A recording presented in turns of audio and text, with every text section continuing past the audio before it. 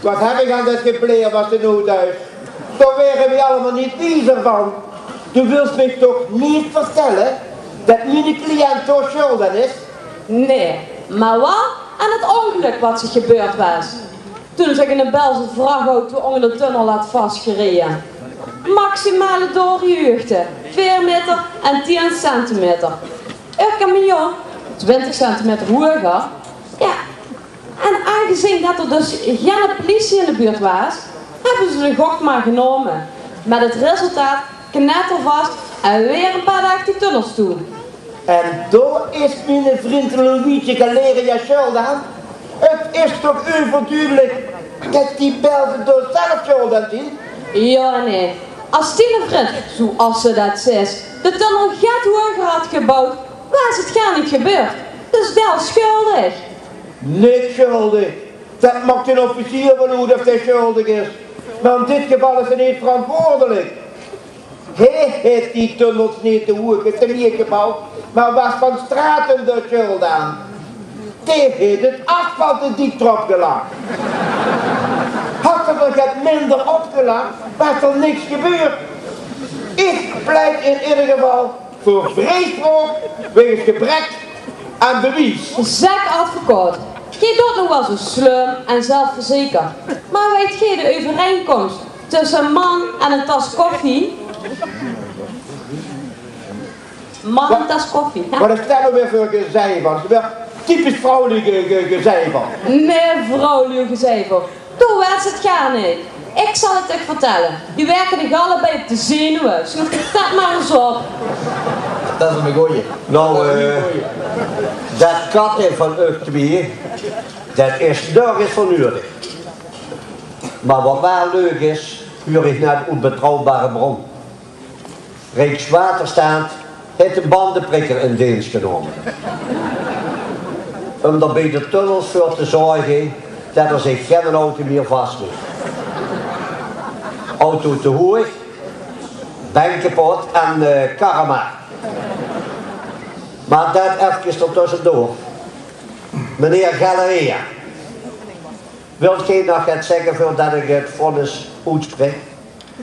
Heerlijk heren, magistralen hier. Als ik, Luigi, kreeg ik geen grote stoel. Ik voor die een grote pizza maken. Met die krokante bodem. Zoals ik naar die mama in Italië die maken.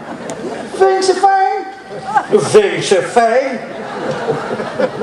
Nou wilt in Itaka mij ook naar gum komen. Maar dat duist toen nooit meer. Dat verzeker ik dich. Toch is te ketelen. En wel zo lang wist dat er aan die boom ook een krokante kursje hing. Maar dan niet door die mama gemaakt, maar door de duivel van stijl te ketelen met hem.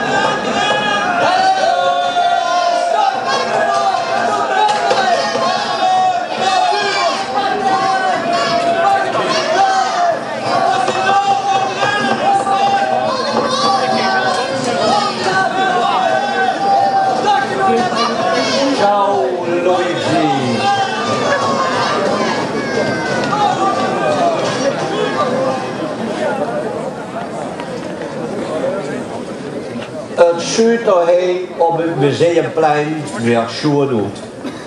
Valt nou niet veel van te zien, omdat het duister is. Maar overdag dan kan je het zien. Een schone entree hebben. En een lust voor het oog. Ja, Dat vind ik ook. Maar wat was dat hier een ravage? Ook door bij het Charteriemuseum. Alles sloeg doorheen op de straat. Ja, maar ook al ziet het er nou wel zo uit, ik vind toch dat we op die problemen moeten gaan. Hier, openbare aanklager. Gij wilt mij toch niet vertellen dat wij ons gaan bemoeien met zaak nummer 11,5? Oh, huurt zich goed aan. Even de uurtjes spitsen.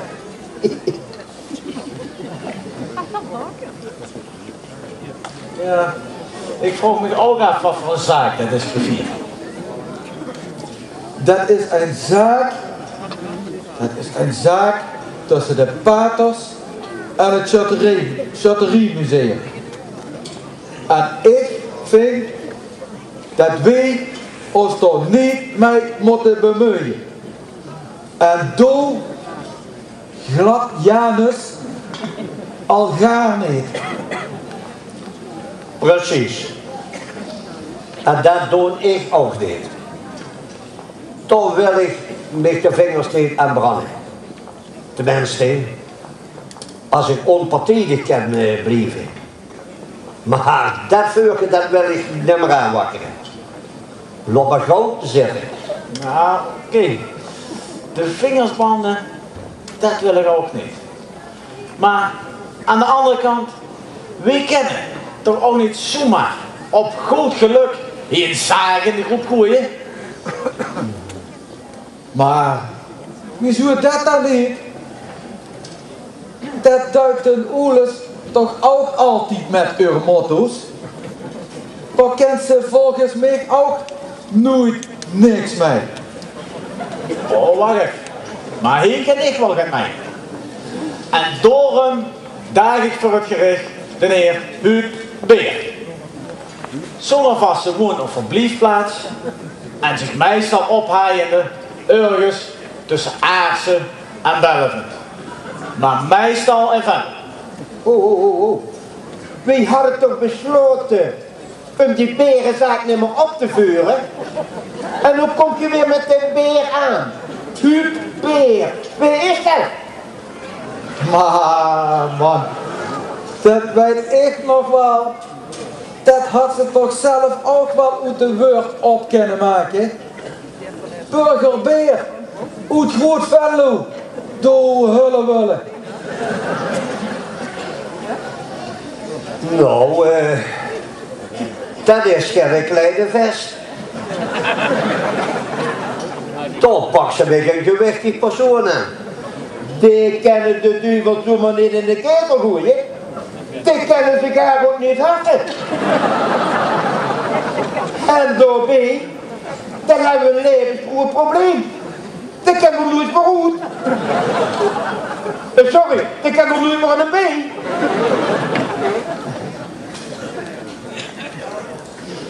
Misschien dat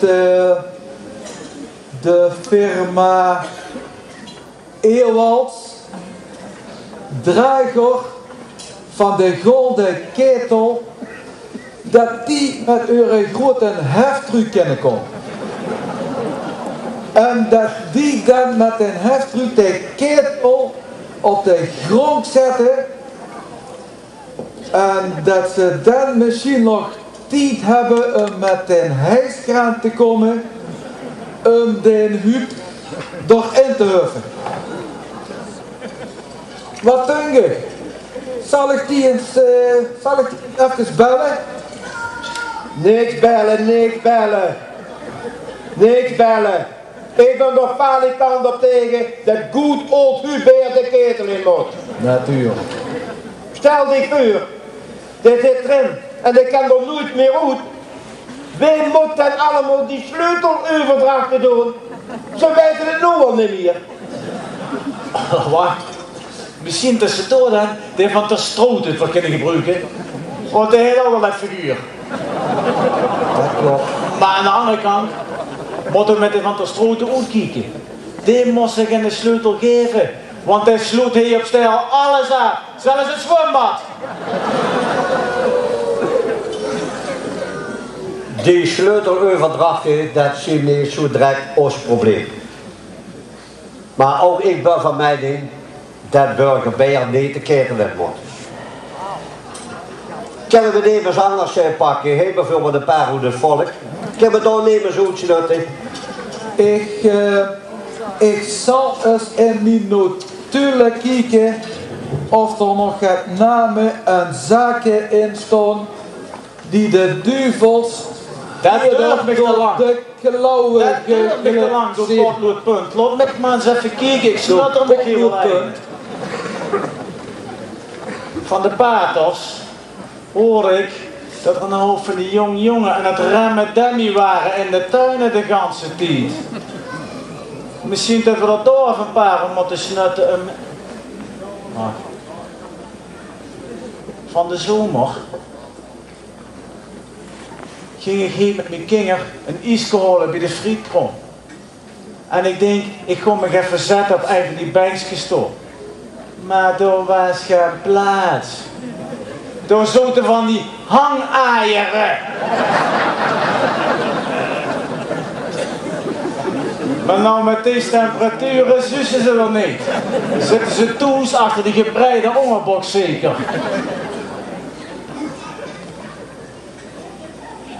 Wacht even, er valt me er nog even een in. En waar zit hij?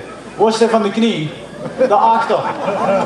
Op zondagmorgen wordt half stel wakker geschrikt door zijn gebouw van zijn grote Amerikaanse Mac. Misschien dat we deze keer laten moeten gooien. Waar heeft u het over? Doe opgeblazen openbare nulbox. Hé, in mijn notulen. Daar heb ik nog het geks gevonden. Iets wat een tijd geleden op steel ook voor het nodige geduld gezorgd heeft. En wie of wat moet het dan wel niet zien, meneer de griffier? Dat is zaak nummer 160409. Een zaak over een Venlose jong. Oh, maak me nou niet zo nieuwsgierig, man. Vertel op. Jo, doe het niet door de gierig man. Leg je weer alle aandacht op je te eisen. Ja. Dat is een jong die alweer heel get jurkes uit de stad weg is. En niet dat ze daar bij de jokers nou zo bedruifd om zijn, want met deze visie over de vaste loven, die hadden ze nog prins moeten maken ook. Ik ben En dat komt nog eens bij. man. Dat komt nog eens bij. Die was ook nog donateur van de jokers. Precies. Dat is Gratje. Gratje. Ja, Gratje Wee. Zo, Gratje Wee. Gratje Wee? Ja, Gratje Wee. Gratje Wee, de gedoger. De hervormer van ons zonnelandje. Ja. Ja, die Gratje. Die door veel mensen wordt gezien als de grote verlosser.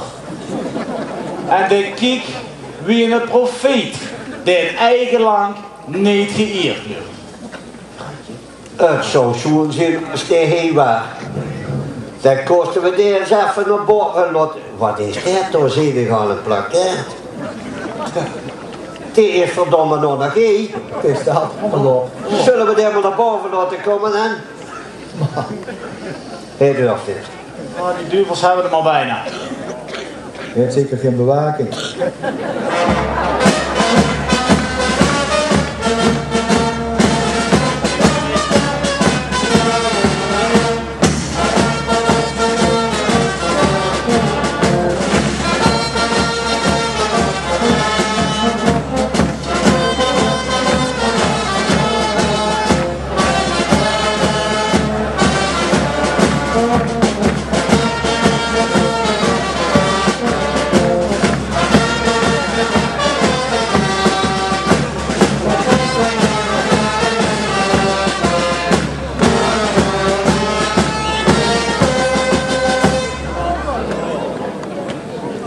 toch even.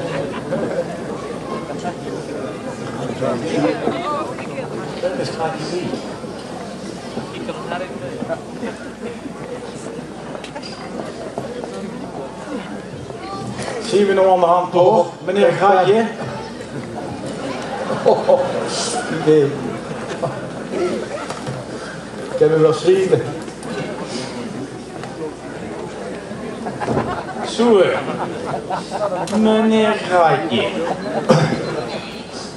Gij werd beschuldigd van een rep en roer brengen van een zo rustige kloosterdorpstijl.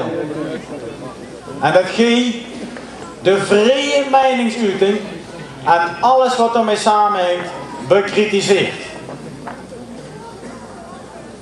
Wat heb gij op deze beschuldigingen te vertellen, meneer Gratje? Meneer de voorzitter, ik ben wel eens in dit prachtige... Wat verdorie dat weer toe.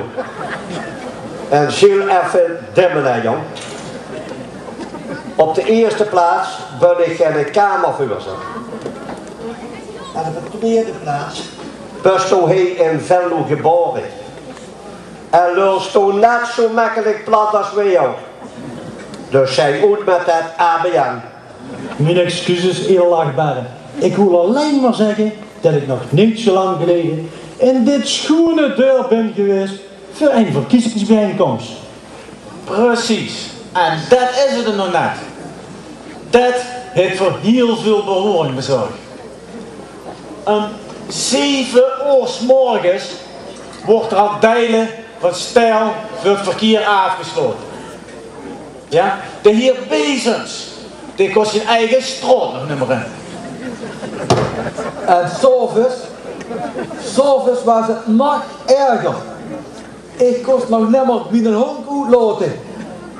En wie de maag naar huis toe ging, toen wordt hij gefouilleerd. En dat had ik willen doen. Ja, maar daar kan ik toch niks aan doen. Dat was voor de veiligheid.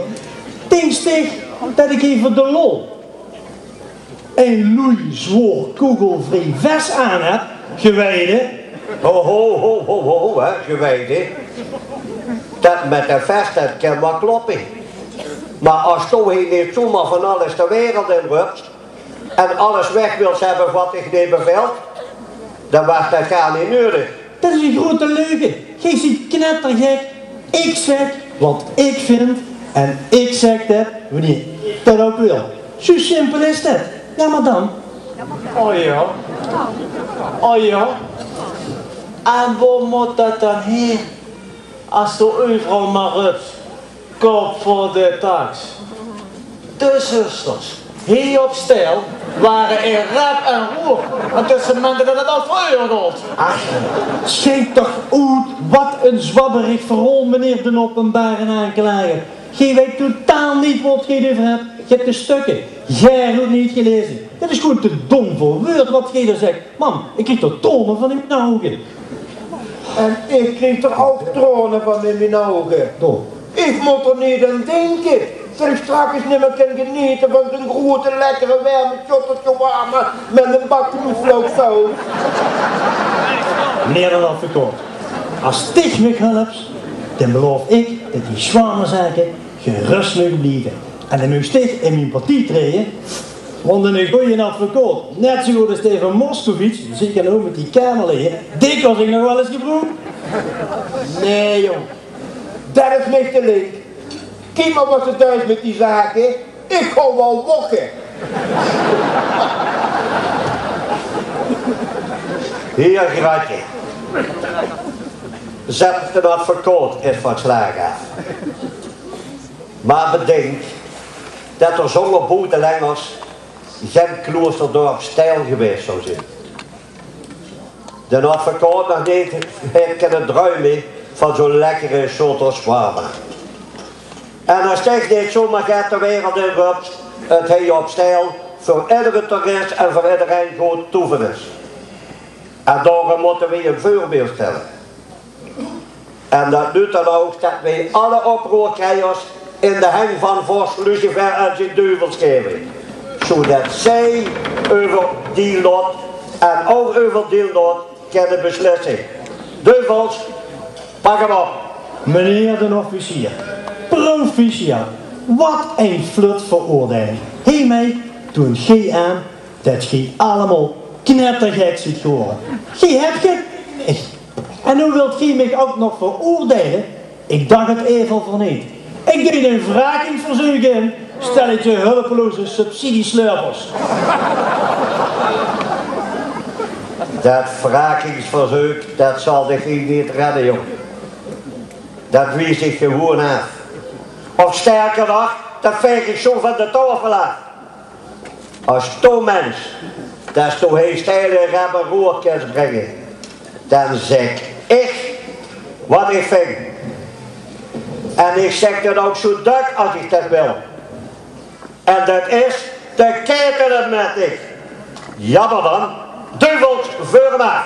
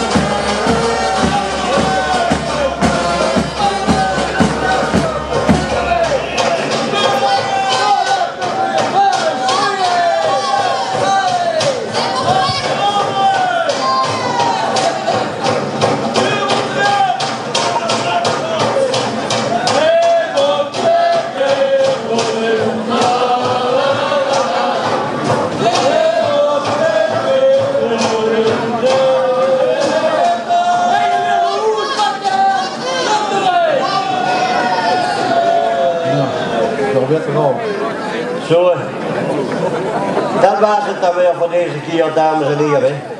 Wij danken u voor uw komst. Hopelijk is het u een beetje bevallen. En dan hopen wij u dadelijk weer terug te zien in zaal vriendelijkheid voor een geweldig nagerecht.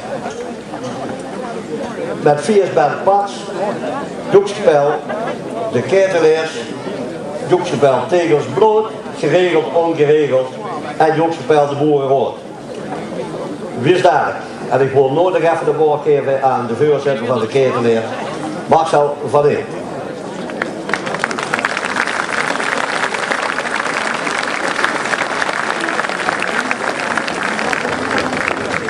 Dames en heren, ik ga ervan uit dat dit applaus niet voor mij was. Als het wel is, zeg ik dankjewel. Maar ik ga ervan uit dat dat applaus bestemd is voor de mensen die hier vanavond het keertelgerecht hebben gebracht. Een groot applaus voor de rechtbank en ons maag.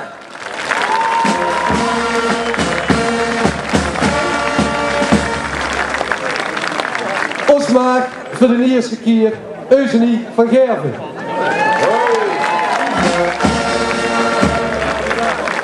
Voor de eerste keer dit jaar als griffier Dree Jansen. Geslepen als altijd, onze advocaat, Hai Bongaerts. En de baas van dit stel, zoals ze het zelf aan het begin heeft omschreven, de heer officier Sjaak Teunissen. De vier verdachten, die kennen we helaas niet meer terug laten komen. Moment. Die zijn verbeurd. De lopen daar een aanklager. Die nulbox best vergeten. Ja, maar wat? De nulbox. Zullen we hem toch maar nemen dan? Jacques Bessens als openbare aanklager. We moeten goed kijken, want anders wordt dat dadelijk ook nog tegen mij gebroekt. Nog 2 jaar, Marcel. Ja, daarom. Kom goed, Jacques. De verdachten, nogmaals, die kan ik niet meer terug laten komen, want die zijn verbeurd in onze ketel. Maar misschien heb je ze wel herkend. Als laatste, Gratje, Pascal Teunissen. Daarvoor hadden we Luigi Galeria, oftewel Eergaarts. De regelaar, de 5 keer terug moet de ketel, de Christen niet kapot. Toon Martens. En als eerste onze Hannes Karnoefel, met zijn matje auf die Faust und Belveld wat die Pinus was. Dat was Anton van der Prikker, Anton Jacobs.